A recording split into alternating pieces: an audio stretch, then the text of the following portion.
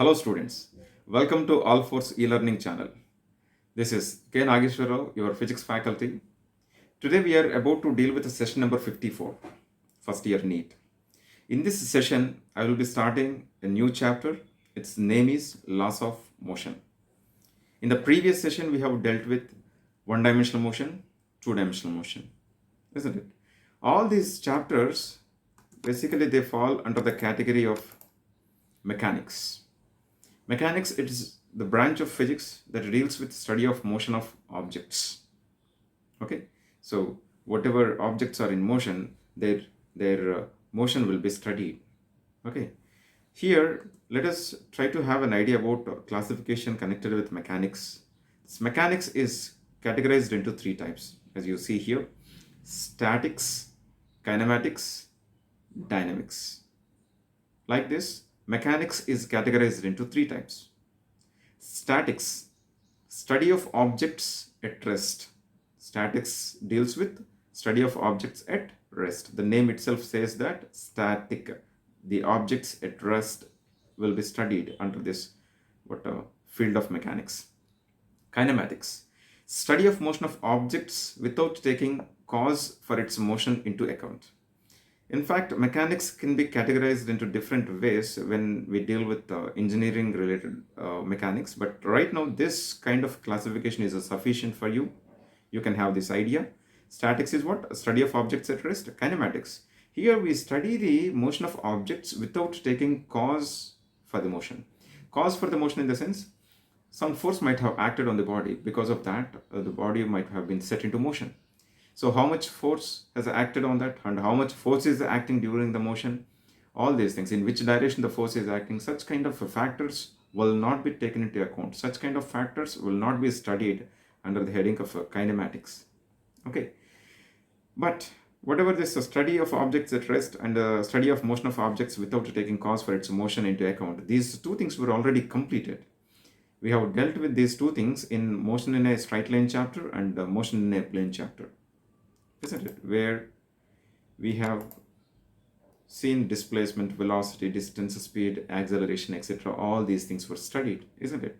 So here in kinematics, we don't really worry much about the cause for the motion, but during the motion, whatever parameters are associated with the body, those parameters like displacement, how much displacement the body has undergone, how much distance it has covered, what is the velocity at so and so time, what is the speed at so and so time, acceleration. So these kind of parameters which are associated with the body during its motion will be studied without taking cause for the motion into account.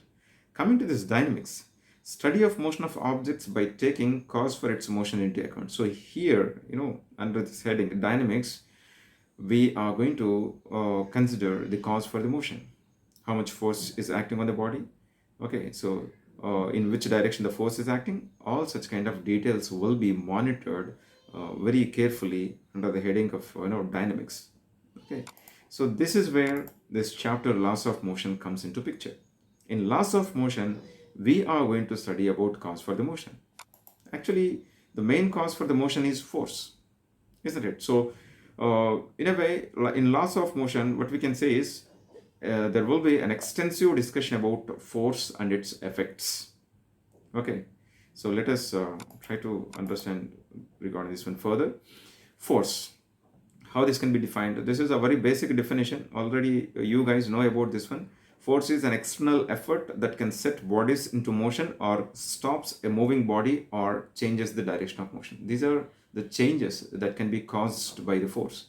If it if it is exerted on some body, it can set that body into motion.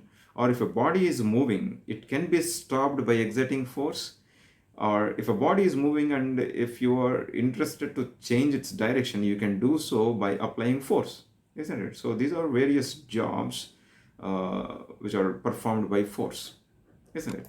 So to govern the motion of bodies, Newton has come up with three laws of motion which are called as Newton's laws of motion. So, to govern the entire scenario of motion of bodies, Newton has come up with the three laws. Those laws are called as Newton's laws of motion. And while we apply these Newton's laws of motion, of course, we do take,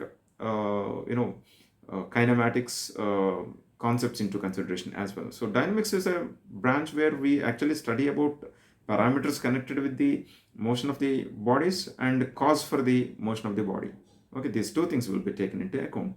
So what those Newton's laws of motion are, let us have a brief understanding about all these topics. In fact, these are, according to recent updates, these things were deleted from the portion, but still, without knowledge of, Newton's laws of motion or, force, we cannot actually understand several other topics connected, with the rest of the chapters in physics. So it's better if we have an idea about all these things. So let us continue. How many laws are there? 3 laws. First law, second law, third law. This is the statement of first law. It states that if no net force acts on the body, the state of motion of the body remains intact. So the state of motion of the body is not going to change. If there is no any net force acting on the body, state of motion of the body is not going to change. It remains constant. It remains intact. What do you mean by state of motion of body? State of motion of body in the sense, if a body is at rest position, it remains at rest position. If a body is moving uniformly, it continuously moves with the uniform velocity unless it is acted upon by some external unbalanced force. External unbalanced force. Balanced force in the sense, it's a net value is 0. If there is, if net force is 0, the body can be at rest position or it might be moving with uniform velocity, isn't it? If a body is resting on the table, what does it mean? Do you think the body is not acted upon by any forces? No. There will be forces acting on the body which is at rest position, but all those forces are balanced forces. So there is no any net force. Okay. So remember, children, according to first law, if there is no any net force acting on the bodies, the body state of motion remains constant. State of motion in the sense, if it is at rest position, it remains at rest position. If it is in motion, uniform motion, it continues to maintain the same uniform motion unless or otherwise it is acted upon by some external net force.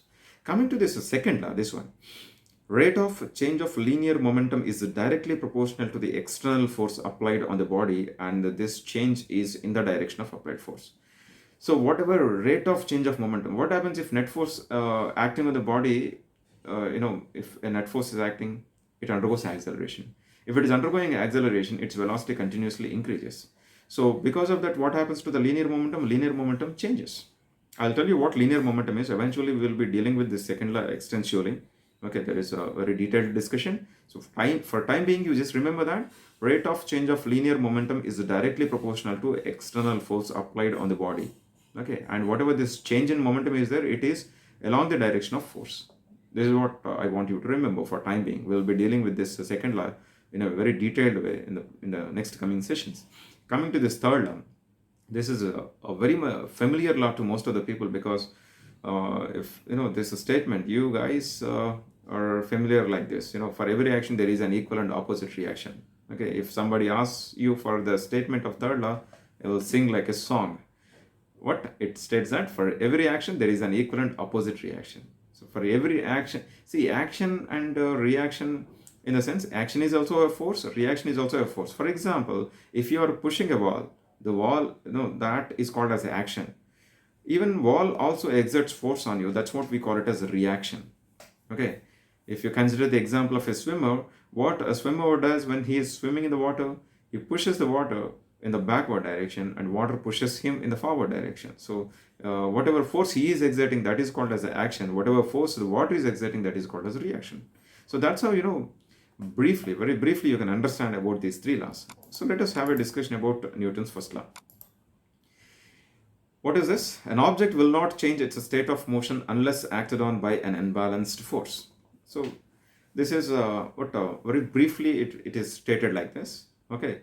So an object will not change its state of motion. I have already told you what state of motion means. If it is at rest position, it remains at rest position. If it is maintaining a uniform motion, it continues to maintain a uniform motion unless or otherwise it is acted upon by a net force. Okay. If the body is at rest, it remains at rest. If it is in uniform motion, it continues to move with constant velocity. This kind of tendency for the body not to change its state of motion is called as inertia. Okay, so what do we call? The body, here, unless or otherwise it is acted upon by some net force, it is not ready to change its state of motion. This kind of tendency of the body not to change its state of motion is called as inertia. This particular tendency of the body is termed as inertia. Remember, children, this is also a very important parameter. Okay, inertia. Due to this reason, the first law is also called as law of inertia. Okay, so because of this reason, we also call this first law as law of inertia. Let us try to understand what does it mean. Inertia is something which is a direct measure of mass, or from the mass. If mass is more, you can say that inertia is more. You know why? If mass of the body is more, the tendency of not changing its state of motion increases. Obviously, let us say a small body is at rest position, and you are exerting a force. Okay, and it is not moving. It is trying to maintain its state of motion. Okay. Let us say somehow you manage to set that body into motion by applying some force, some 5 newtons of force. Now, what if you consider a large sized body and if you exert the same force, for example, something like this, consider this one. Okay, this is of a mass equal to 500 kg. A person is trying to push this body. Yeah, maybe he can do that, or he may not be able to do that. Okay, right. But since body is very much massive, the person may find it difficult to push the body. If we consider a body something like this, 50 kg, and if the same person is exerting force on this body, now here the chances of this body to move will be more when compared to this case. What is the reason? The reason is obvious. Its mass is more. Here mass is less, and that's why mass is treated as measure of inertia. Mass is the measure of inertia. Heavier the mass, more inertia. More the inertia, more tendency it will have for not to change its state of motion.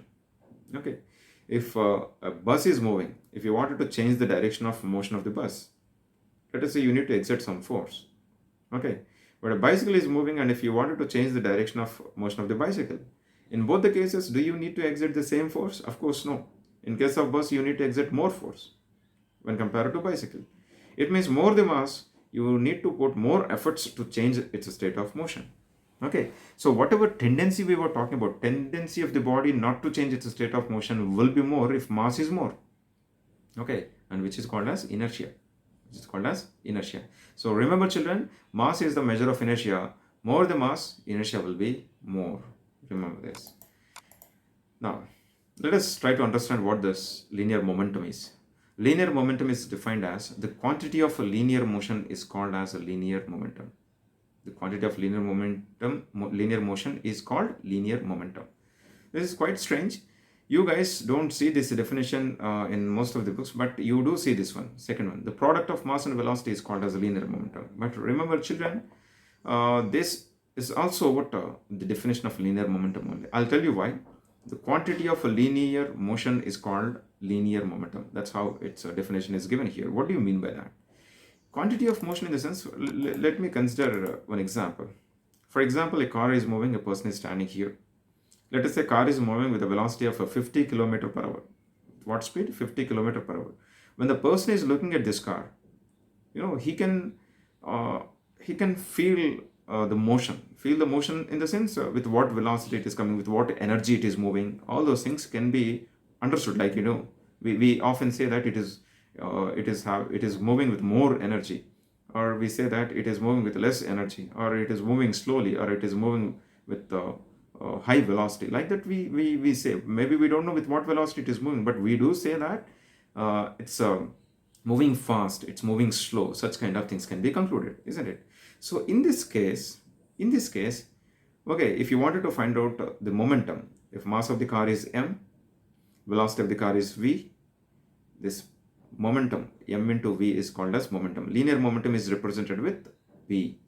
Okay, here I have taken vector form because linear momentum is a vector quantity.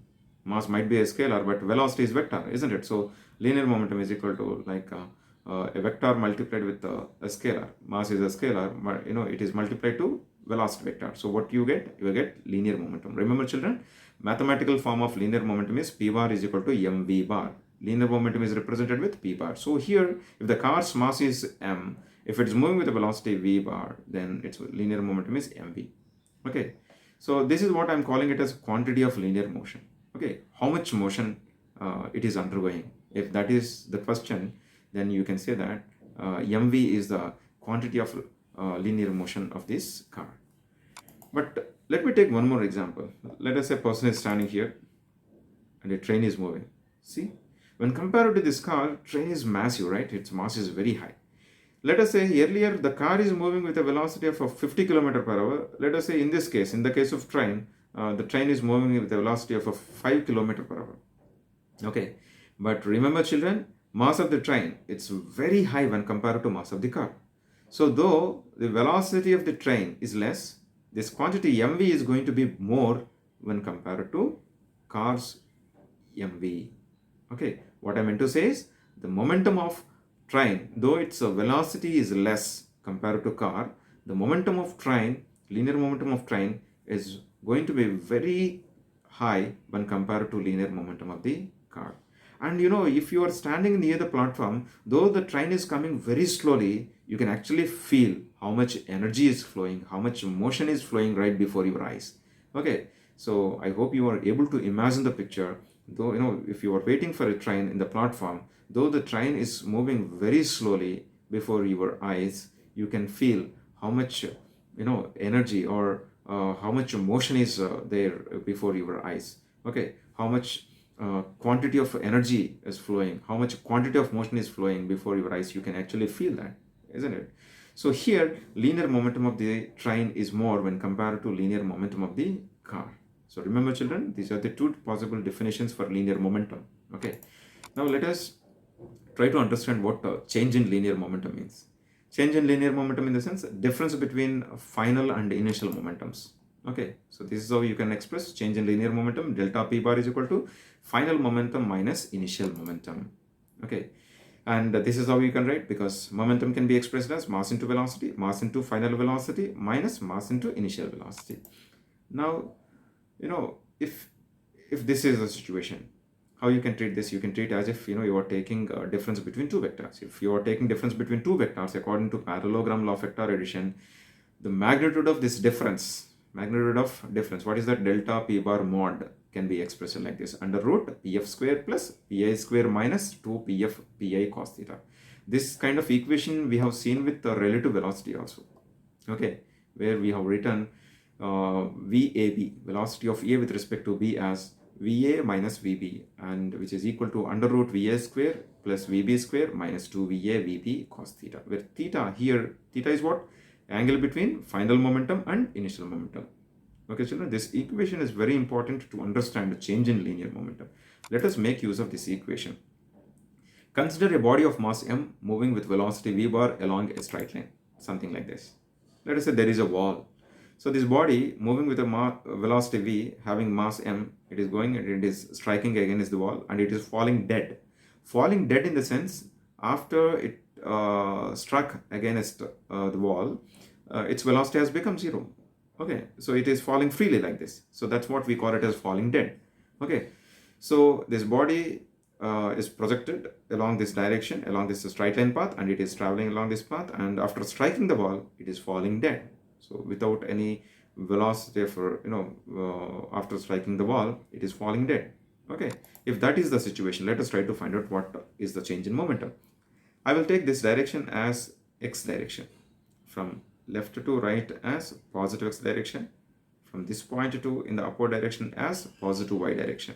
Okay, so PF, final momentum, there is no any final momentum, because just now I said it is falling dead, its velocity is 0. So final momentum will be 0. If velocity is 0, VF is 0, m into 0 will be 0. So final momentum will be 0. So in place of final momentum, what I have replaced with? I have replaced with 0. Whereas initial momentum, yes, initially there is a momentum. Along which direction? Along x direction, along a positive x direction. How much is that momentum? M into v. So that here it was written as m v bar into I cap. Or simply you can write it as mv I cap. Bar is not required because I cap is present, right? So if you wanted to know about the magnitude, this is how the magnitude can be written. What is the magnitude of this one? Modulus of delta p bar is equal to m into v. Here negative sign erases, that negative sign can be ignored when you consider the magnitude. And there is a significance of this negative sign. This negative sign indicates that change in momentum is along negative x direction. Okay, negative x direction. This is positive x direction. This is negative x direction. Since you are having minus I cap, what does it mean? Change in momentum. It is also a vector quantity only, right? And what is the direction of change in momentum? It is along a negative x direction. Remember, students. Now let us consider one more situation. Let us say here the body is projected towards the wall and it is bouncing back with the same velocity. It is traveling towards the wall with a velocity v and it is bouncing back with the same velocity. Okay, so students often they get confused with this one. Since initial momentum is mv, final momentum is also mv because velocity did not change, no. So change in momentum will be 0. That's what they are going to take, but that's wrong, because mv and mv, change in momentum in the sense mv minus mv equal to 0. That's what you guys will be trying for, but don't try like that. Change in momentum is a vector quantity, and this is how you are supposed to write. Delta p bar is equal to pf bar minus pi bar, and here pf bar is momentum associated with this ball which is going along negative x direction. Since it is going along negative x direction, you will have minus mv I cap minus, what is the initial momentum? Initial momentum is along a positive x direction, so you will have mv I cap. Okay, minus mv I cap minus mv I cap. What is that? Minus 2 mv I cap. Again, you are having negative sign here. This negative sign also indicates that change in momentum is away from the wall or along negative x direction.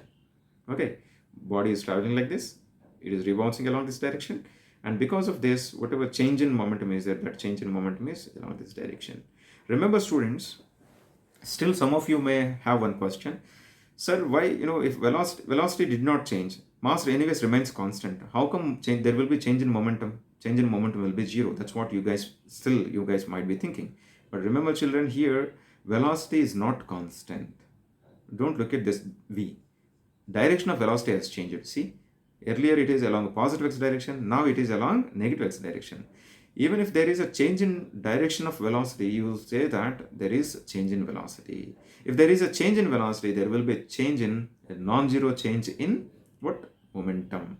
And that is equal to how much? Minus 2 mv I cap. This negative sign indicates that it is along negative x direction. So here again, you guys no need to put this bar. Okay, you consider that there is no any bar because already we are using this I cap. No, I cap indicates the direction. Okay, right. So magnitude, when it comes to the magnitude part, magnitude of this can be written as, ignoring this I cap, minus, bar, all these things can be ignored, and simply you can write it as 2 mv. Okay, so magnitude of change in momentum in this case, when the ball is projected towards the wall and if it is rebounding with the same velocity, magnitude of change in linear momentum is 2 mv. Next possible case is this one. What if the body is projected with a velocity v1 towards the wall and it is rebounding with a velocity equal to v2? Now there is a change in magnitude as well. If this is the situation, what you can write? Pf minus pi. Pf is what? Along the negative x direction, minus I cap mv2 minus mv1 I cap. This is along positive, so here mv I cap. And this is how the magnitude can be written. You can take out negative sign common, you can take out I common, then what you will have? M of v2 plus v1. So this is the change in magnitude. If v2 and v1 both are same, what you will get? Let us say v2 equal to v1 equal to v. Then you will have 2v. So 2mv is the change in linear momentum, like in the previous case, if velocities are same. Now let us talk about one more possible case. Let us have a look at this one. Here, instead of projecting the body along horizontal direction, it is projected along this path, making an angle theta with the horizontal. So here the body is making an angle theta with the horizontal. So after striking at this point, what has happened? It is traveling, it is scattered along this direction. Here, see, if you observe carefully, according to this picture, initial momentum and final momentum's magnitudes are same, but direction has changed. Now, whatever this mv is there, initial momentum, its direction is along this direction, right? It is having direction along this path. So now this can be resolved into two components. If this is theta, this is also theta. Now this mv is making an angle theta with the horizontal. So mv can be resolved into two components, mv cos theta and another one is mv sin theta, right? After scattering at the same angle with the same momentum, again this momentum can be resolved into two components. mv cos theta. The other one is this one, mv sin theta. Now, there is a change in momentum along two different directions. Along x direction, there is a change in momentum. Along y direction also, there is a change in momentum. Let us try to find out what those changes in momentums are. Delta px. Since it is striking the wall at some angle, you have to consider change along two different directions, along x direction as well as along y direction. Earlier, it was traveling along horizontal direction only. So if there is any change in momentum, it will be along one direction only. But right now, since it is striking the wall at some angle, there will be change in momentum along two different directions. So change in momentum along x direction is what? Final momentum. Final momentum is this one, mv cos theta, and it is along which direction? Negative x direction. Initial momentum is mv cos theta I. This is along positive x direction. So final momentum minus initial momentum. Delta py. Initially it is along the negative y direction. Finally also along negative y direction only, isn't it? So here mv sin theta magnitudes are same, directions are same. So along y direction, do you think is there any change in momentum? No, of course no. So change in momentum along y direction is 0. Now consider this delta p bar. Delta p bar is what? Total change in linear momentum is equal to change in momentum along x direction plus change in momentum along y direction. Here change in momentum along y direction is 0. If you replace this one with 0, you will have only delta px. Delta px is how much? 2mv cos theta into minus I cap. Both are same, right? Both are same. Or minus the 2mv cos theta I cap. And its magnitude is equal to simply 2mv cos theta, ignoring this negative sign and direction. If you consider only the magnitude, 2mv cos theta is the magnitude. What if this, initial velocity of the body is making an angle theta with the wall? Here it is making with the horizontal. No, if it is making with the wall, you have to approach similarly, but finally change in momentum will be different. If theta is the angle made with the wall, delta p bar will be 2mv sin theta. Students, I want you to remember this fact. There is a difference between changes in momentum based on with what the angle is made by the body. Okay, if it is made with the horizontal, 2mv cos theta. If it is made with the wall, 2mv sin theta. Sin theta cos theta, remember. So if the angle is made with the wall, you will have sin. If the angle is made with the horizontal, you will have cos. Okay, so let us try one more possible case. Let a body is projected obliquely at an angle theta, like this, with an initial velocity u. Okay, so we know about oblique projectiles pretty well. So we have seen such kind of diagrams many a times. Okay, now let us find out a change in momentum because throughout the journey, velocity of the body changes continuously, isn't it? So I'll consider one situation. In case of projectile motion, the change in momentum of a body between highest point and the point of projection. Highest point in the sense this one. Regarding highest point, you should remember one fact. There will be only horizontal component of velocity, which is equal to u cos theta. Vertical component of velocity becomes 0. We have been talking about this point many a times in the previous sessions. At the highest point, it is left with only horizontal component of velocity. Vertical component becomes 0. So I am taking 2 points as reference: initial point of projection and highest point of the trajectory. Between these 2 points, let us try to find out what is the change in momentum. Pi is equal to mu cos theta I cap plus mu sin theta j cap, isn't it? Initial momentum of the body at point of projection is written as mu cos theta I cap plus mu sin theta j cap, because one velocity is along x direction, another velocity is along y direction, isn't it? Where m is mass of the body which is projected. And at the highest point, final momentum, it will have only one component of velocity, that is mu cos theta along x direction. Along y direction, the component of velocity becomes 0. If component of velocity becomes 0, linear momentum also becomes 0. See here, isn't it? So linear momentum finally is how much? Mu cos theta I cap. So change in momentum. Take the difference between these two. If you subtract this one from this, these two things gets cancelled and you are left with minus mu sin theta j cap. So here change in momentum is along, again, negative y direction, in the downward direction. Okay, this negative sign indicates that change in momentum is along negative direction, negative y direction. Let us consider one more situation. The change in momentum of the projectile between the striking point and the point of projection. Between the striking points, this is striking point and this is point of projection. At the point of projection, this is the momentum. Already we have seen mu cos theta I cap plus mu sine theta j cap, isn't it? And at the point of striking the ground, x component of momentum is mu cos theta I cap. That is not going to change. We know that. Throughout the journey, x component of momentum doesn't change. Here, I have taken minus sign because the y component of momentum is in the downward direction.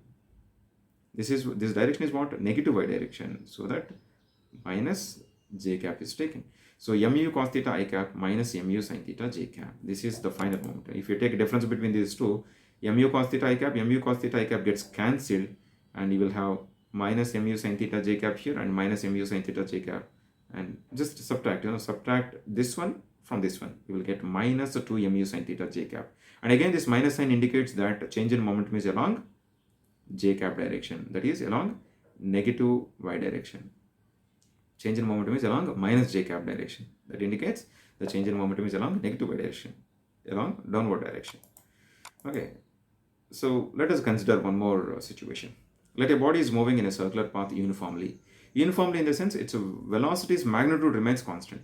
Remember children, when a body is moving in circular path, you cannot make sure that the direction of velocity remains constant, because continuously velocity's direction changes. If the body is here, the velocity's direction will be taken tangentially, like this. If the body is here, velocity's direction will be taken tangentially like this. So between these two positions, if you observe, the velocity direction has changed. Earlier it was here, now it is here, isn't it? So there is a change in direction of velocity, and it is for sure, it happens with the circular motion. What you can do is you can make sure that the body maintains a magnitude of velocity constant. Okay, magnitude. So such a kind of motion is called as a uniform circular motion. Uniform circular motion in the sense, it doesn't mean velocity is constant. Don't ever say that. Velocity is not constant. Velocity's magnitude is constant, because velocity's direction cannot be constant when the body is moving in circular path. Let us consider about change in momentum in this case. Change in momentum can be expressed as under root pf square plus pa square minus 2 pf pa cos theta. Let us say angle between these two momentum vectors is theta. Okay, so you can imagine this one here, you can imagine this one here. Okay, so the angle between these two vectors, so here you will have minus sign, under root p square plus p square minus 2p square cos theta. Further, if it is simplified, this is what you will be getting. Modulus of delta p bar is equal to, you will have 2p square here, 2p square can be brought outside, you will have 2p square into 1 minus cos theta. Later, this can be modified like this. Cos theta can be written as cos 2 theta by 2. Okay, all these things I am doing so that I can take advantage of all available mathematical relations. Delta p bar can be further written as like this. 1 minus cos 2 theta by 2 is nothing but 2 sine square theta by 2. This formula has come from cos 2 theta. Okay, so 1 minus cos 2 of, here in place of theta, what do we have? Theta by 2. If that is the case, you will have 2 sine square theta by 2. Okay, so 2 into 2, 2 square, p square, sine square. So square and root gets cancelled, and finally you are left with this one. So change in momentum is equal to 2p sine theta by 2. So that's how change in momentum can be handled in various cases. As I said, these particular topics were deleted from the portion, but still we need knowledge of change in momentum, knowledge of force, knowledge of all the laws of Newton. Okay, so that we were having we had a discussion about all these details today. So try to remember all these things. Change in momentum, if a body moves in circular path such that it traces an angle theta at the center of the circular path, then change in momentum is 2p sine theta by 2. Okay children, so this p can be replaced with what? mv. So further, it can be concluded as 2 mv sine theta by 2. Okay, so that's it for today. I'll close the session, and in the next coming session we'll be discussing about few other fundamentals connected with the laws of motion. Okay students, thank you.